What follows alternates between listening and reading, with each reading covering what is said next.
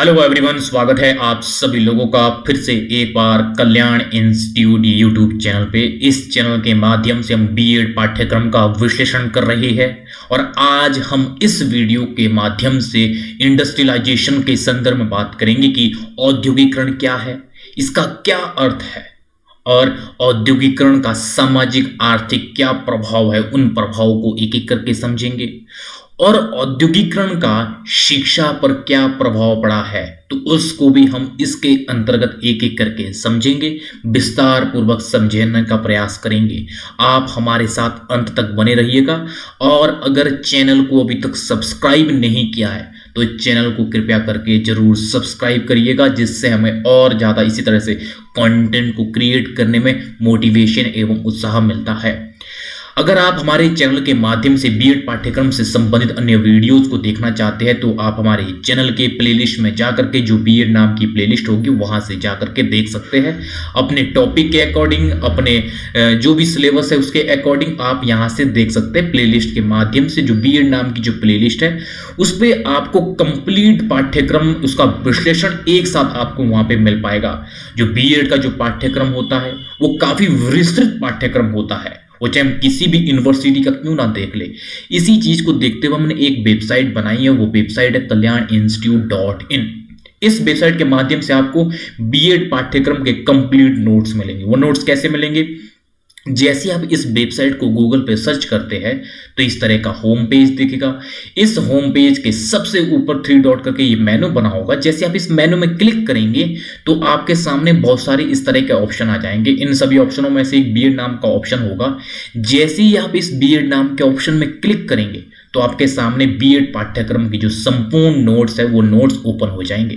मजे की बात यह है कि जो ये संपूर्ण नोट्स है ये हिंदी और इंग्लिश दोनों ही भाषाओं में है, जिसमें आप कंफर्टेबल उसमें आप देख सकते हैं। हमने इन संपूर्ण नोट्स को टाइप फॉर्मेट में इस वेबसाइट में पब्लिश किया, तो मुझे उम्मीद है कि आपके लिए ये वेबसाइट काफी उपयोगी रहने वाली है। तो एक बार आप इस वेबसाइट को जरूर विजिट कीजिएगा और अगर चैनल को अभी तक सब्सक्राइब नहीं किया तो चैनल को भी जरूर सब्सक्राइब करके जाइएगा। तो आज के टॉपिक पे आते हैं। जो हमारा आज का टॉपिक है औद्योगिकरण। औद्योगिकरण के संदर्भ में बात करने वाले हैं आज, यानी कि औद्योगिकरण है क्या।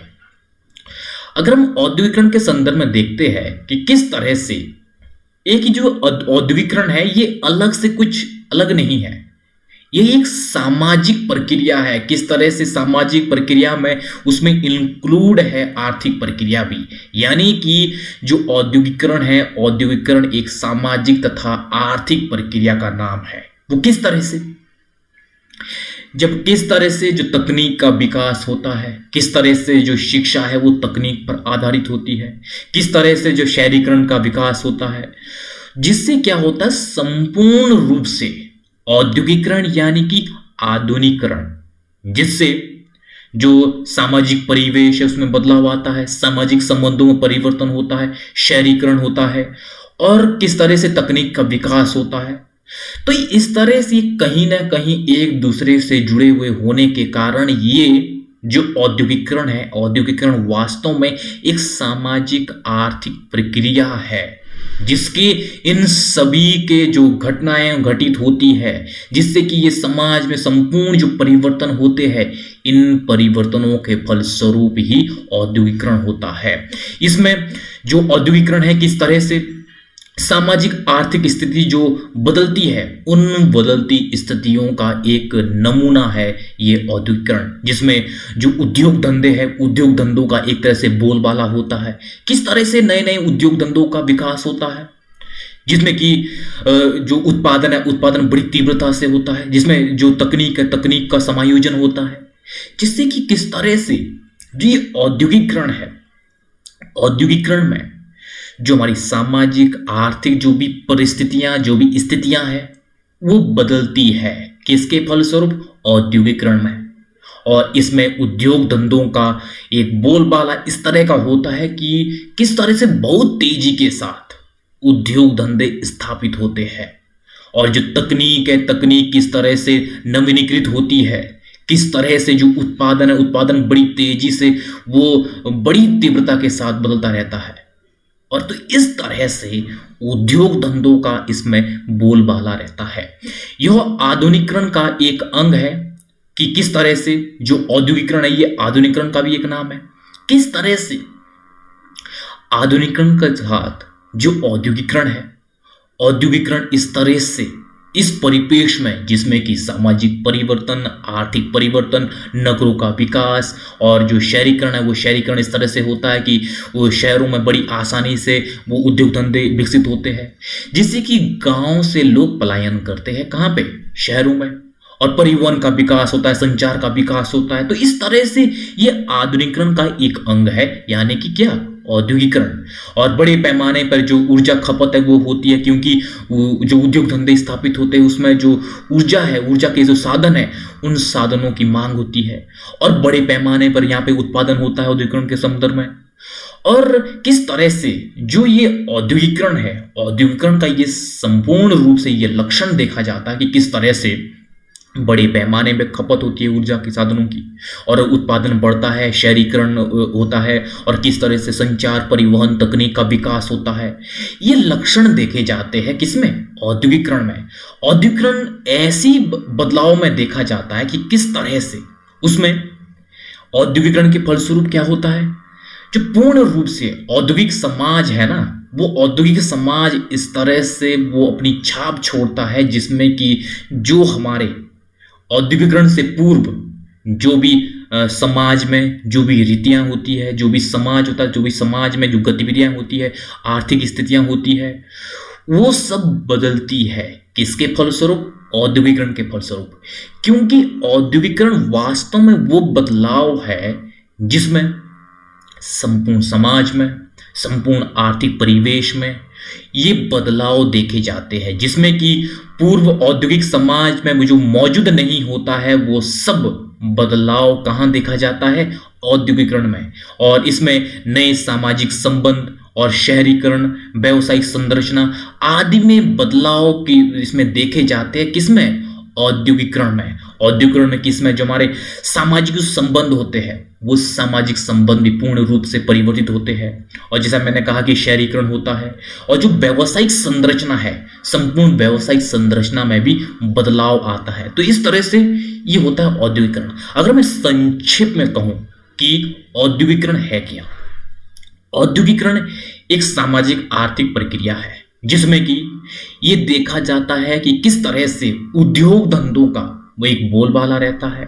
और जिसमें जो तकनीक और उत्पादन, ऊर्जा के खपत के साधनों की मांग इस तरह से बहुत ज़्यादा होती है, और संपूर्ण रूप से जो हमारे सामाजिक परिवर्तन है, जो हमारे आर्थिक परिवर्तन है, वो लक्षण इसमें देखे जाते हैं, जिसमें कि शहरीकरण देखा जाता है, व्यावसायिक संरचना इस तरह से परिवर्तित होती है जिसमें कि उत्पादन बहुत तेजी से बढ़ता है उसमें, और ऊर्जा के साधन में इसमें खपत देखी जाती है, और परिवहन, संचार के साधनों का बहुत तेजी के साथ औद्योगिकरण के फलस्वरूप विकास होता है। तो इस तरह से यह है औद्योगिकरण। तो मुझे उम्मीद है कि आपको औद्योगिकरण समझ आ गया होगा कि औद्योगिकरण है क्या।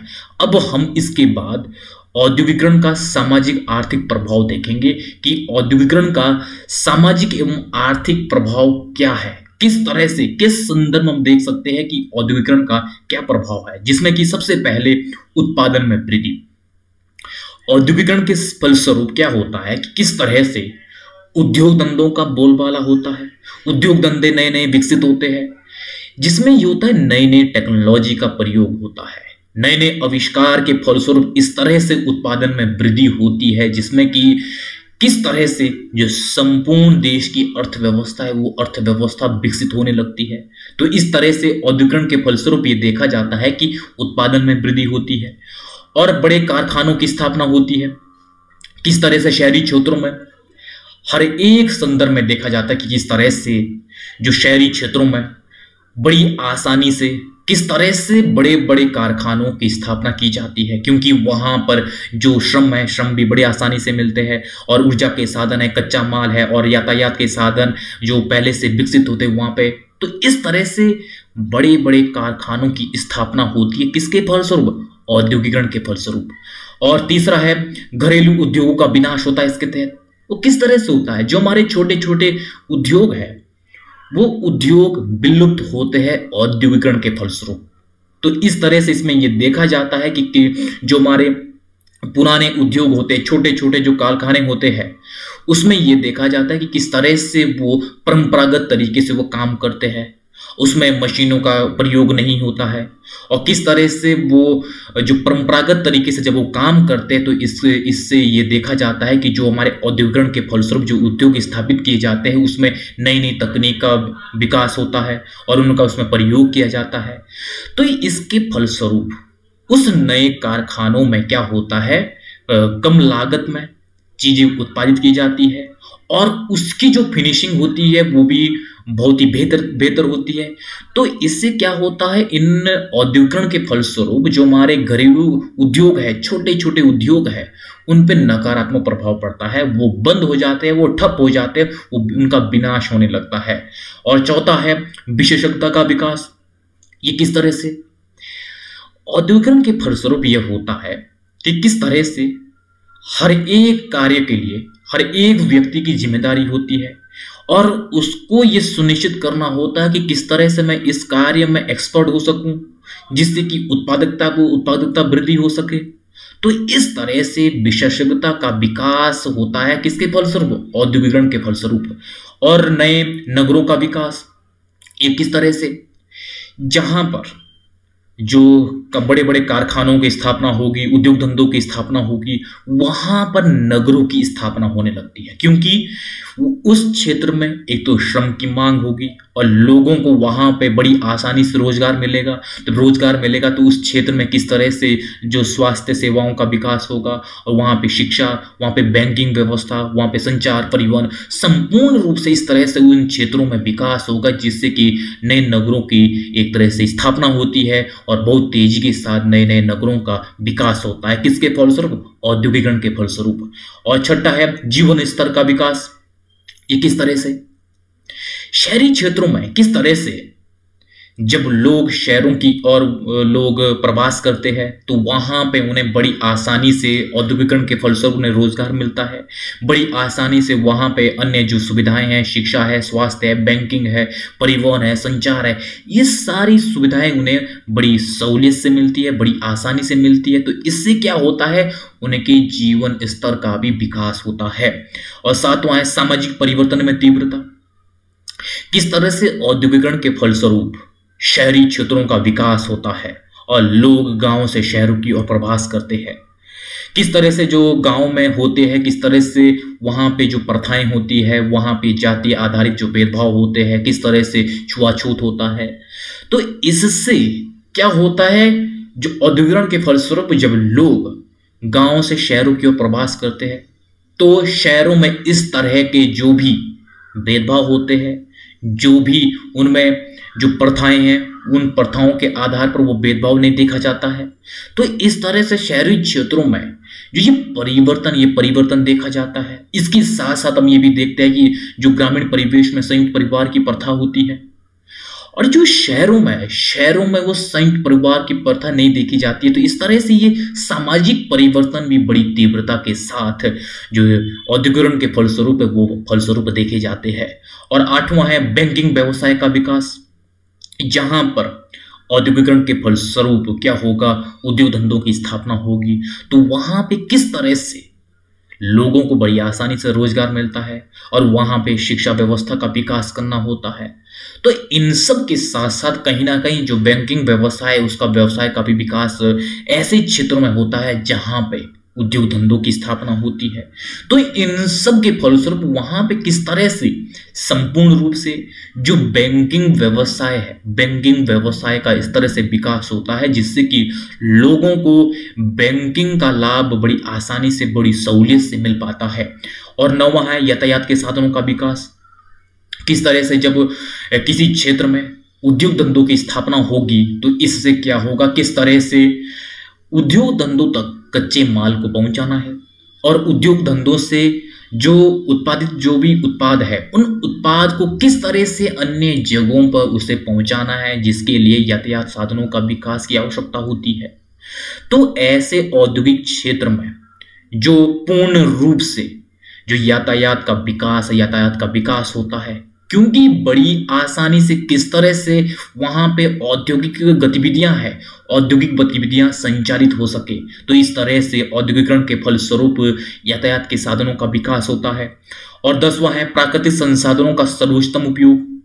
ये किस तरह से औद्योगिकरण के फलस्वरूप ये भरपूर प्रयास किया जाता है कि जो उत्पादन अधिक से अधिक हो, कम लागत में हो और अधिक से अधिक प्रॉफिट हो। तो इस तरह से इसमें भरपूर ये प्रयास किया जाता है जो प्राकृतिक संसाधन है, प्राकृतिक संसाधन का सर्वोत्तम उपयोग कैसे किया जाए जिससे कि कम मूल्य में चीजें उत्पादित हो और जिससे कि अधिक से अधिक प्रॉफिट हो सके। तो इस तरह से सर्वोत्तम उपयोग के संदर्भ में जो भी हमारे प्राकृतिक संसाधन है, उन प्राकृतिक संसाधनों को औद्योगिकरण में इस तरह से उसका उपयोग किया जाता है जिससे कि उसका सर्वोत्तम उपयोग हो सके। और 10वां है विकास दर में वृद्धि।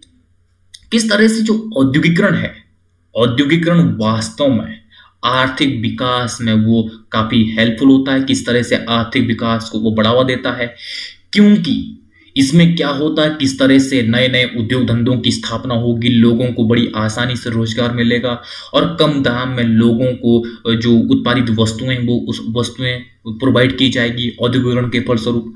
तो इससे ये भी देखा जाता है कि किस तरह से औद्योगिकरण उसके फलस्वरूप संपूर्ण रूप से सामाजिक आर्थिक दृष्टि से हम ये देखते हैं कि किस तरह से संपूर्ण रूप से विकास होता है। तो इसके फलस्वरूप ये देखा जाता है कि कहीं ना कहीं औद्योगिकरण के द्वारा किस तरह से हर एक क्षेत्र विकसित होता है जिससे कि स्वाभाविक है जो हमारे देश की आर्थिक विकास दर है वो आर्थिक विकास दर बढ़ेगी और संपूर्ण अर्थव्यवस्था विकसित होगी। तो इस तरह से ये औद्योगिकरण के आर्थिक और सामाजिक प्रभाव है जिनको हमने एक एक करके समझा है। अब हम इसके बाद ये देखेंगे कि शिक्षा पर आधुनिकीकरण का क्या प्रभाव पड़ा है, किस तरह से शिक्षा के संदर्भ में हम आधुनिकीकरण के जो प्रभाव है उनको हम इंगित कर सकते हैं, जिसमें कि सबसे पहले दृष्टिकोण की विस्तृतता। ये किस संदर्भ में हम ये देखते हैं कि किस तरह से जो दृष्टिकोण है शिक्षा के परिदृश्य से उस दृष्टिकोण की विस्तृतता होती है, क्योंकि जो संकीर्णता होती है उस संकीर्णता से किस तरह से औद्योगिकरण के फलस्वरूप ये संकीर्णता समाप्त होती है। लोगों का जो भी सोचने समझने का जो भी दृष्टिकोण है वो इस तरह से विस्तृत होता है, क्योंकि औद्योगिकरण में ये ताकत होती है किस तरह से तकनीक विज्ञान इन सब के बलबूते जो संपूर्ण जो भी समाज में जो भी शिक्षा में जो भी आर्थिक गतिविधियों में उन सब को वो इस तरह से बदल कर रख देता है जो कि वास्तव में इन सब में सकारात्मक प्रभाव इस तरह से देखा जाता है, जो कि शिक्षा में भी हम इस संदर्भ में देखते हैं कि जो दृष्टिकोण है वो दृष्टिकोण विस्तृत होता है और जिससे कि नई नई चीजों को समझने में नई नई खोज के संदर्भ में शिक्षा में उन सब का समायोजन किया जाता है। और दूसरा है ज्ञान भंडार में वृद्धि। ये किस तरह से औद्योगिकरण के फलस्वरूप ये देखा जाता है कि किस तरह से टेक्नोलॉजी के माध्यम से जो शिक्षा को किस तरह से उसमें सहूलियत मिली है, किस तरह से चीजों को बड़ी बेहतर तरीके से बड़ी आसानी से उसको प्राप्त किया जाता है और कम समय में अधिक से अधिक चीजों को किस तरह से शिक्षा के तहत वो ग्रहण किया जाता है। वो किसके फलस्वरूप हुआ है, वो औद्योगिकरण के फलस्वरूप हुआ है। जब हम औद्योगिकरण की बात करते हैं तो इसमें किस तरह से तकनीक होती है, किस तरह से संपूर्ण रूप से जो भी परिवर्तन है वो खोज के संदर्भ में है। तो इन सब के चलते शिक्षा क्षेत्र में ये देखा जाता है कि किस तरह से जो ज्ञान का जो भंडार है उस भंडार में वृद्धि हुई है, किस तरह से हम तकनीक की सहायता से बड़ी सरलता से जो हमारा डेटा है उस डेटा को हम प्राप्त कर सकते हैं, किस तरह से हर एक चीज को हम तकनीक के माध्यम से इस आधुनिकीकरण के प्रोसेस के माध्यम से हम हर एक चीज को बड़ी आसानी से प्राप्त करते हैं, जिससे कि हमारे ज्ञान के भंडार में वृद्धि होती है। और तीसरा है व्यवसायिक आधारित शिक्षा। किस तरह से औद्योगिकरण के फलस्वरूप यानी कि जो आधुनिकीकरण है इसके फलस्वरूप ये हुआ है कि किस तरह से जो व्यावसायिक शिक्षा है व्यावसायिक शिक्षा को प्रोत्साहन मिला है, किस तरह से जो औद्योगिकरण के जो बदलाव है समाज में आर्थिक परिप्रेक्ष्य में उन बदलावों को देखते हुए शिक्षा में भी ये देखा गया है कि किस तरह से जो शिक्षा है, हमारी शिक्षा इस पर आधारित होनी चाहिए, किस तरह से उस शिक्षा के तहत उस ज्ञान प्रोसेस के माध्यम से लोगों को व्यावसायिक दृष्टि से उनको लाभ मिल सके। तो इस तरह से इस औद्योगिकरण की प्रक्रिया के तहत ये हुआ है कि शिक्षा में किस तरह से जो व्यावसायिक शिक्षा है, व्यावसायिक शिक्षा को प्रोत्साहन मिला है। और चौथा है छात्र केंद्रित शिक्षा को बढ़ावा। ये किस तरह से औद्योगिकरण यानी कि आधुनिकीकरण की प्रक्रिया के तहत यह हुआ है कि किस तरह से छात्र केंद्रित शिक्षा को बढ़ावा मिला है, जिसमें कि छात्र को प्राथमिकता दी गई है कि वास्तव में छात्र को किस चीज में इंटरेस्ट है, क्या छात्र की यूनिकनेस है, क्या छात्र की अपनी एक क्षमता है, उन पर काम किया जाए ताकि आगे चल करके जो वो विद्यार्थी है, विद्यार्थी को वास्तव में उस शिक्षा का लाभ मिल सके। तो इस तरह से औद्योगिकरण यानी कि आधुनिकीकरण के साथ साथ ये देखा गया है कि किस तरह से शिक्षा में जो छात्र केंद्रित जो शिक्षा है उसको बढ़ावा मिला है। और अगला है तकनीक शिक्षा को प्रोत्साहन।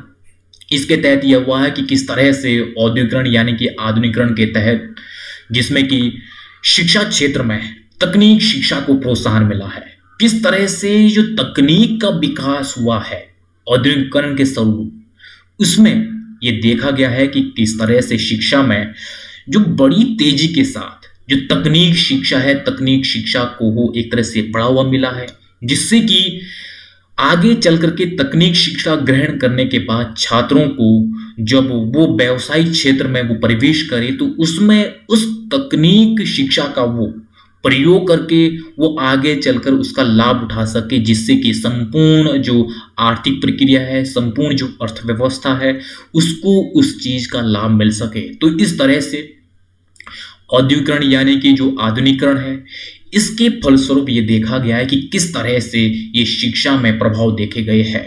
तो इस वीडियो के अंतर्गत हमने ये समझा है कि किस तरह से जो ये औद्योगिकरण है, औद्योगिकरण का क्या अर्थ है और औद्योगिकरण का वास्तव में सामाजिक आर्थिक प्रभाव क्या है, और शिक्षा पर आधुनिकीकरण यानी कि औद्योगिकरण का क्या प्रभाव है।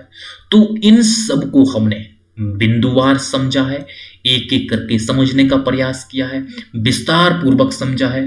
तो मुझे उम्मीद है कि आपके लिए ये वीडियो काफ़ी उपयोगी रहा होगा और काफ़ी हेल्पफुल रहा होगा। तो अगर आपने अभी भी इस चैनल को सब्सक्राइब नहीं किया तो कृपया करके चैनल को जरूर सब्सक्राइब करें, जिससे हमें और ज़्यादा इसी तरह से कंटेंट को क्रिएट करने में और ज़्यादा मेहनत करने में मोटिवेशन एवं उत्साह मिलता है, और जो हम ये मेहनत करते हैं उस मेहनत का प्रतिफल मिल पाएगा। तो आप हमारे इस चैनल को जरूर सब्सक्राइब करेंगे, मुझे उम्मीद है। तो आप सभी लोगों का बहुत बहुत शुक्रिया।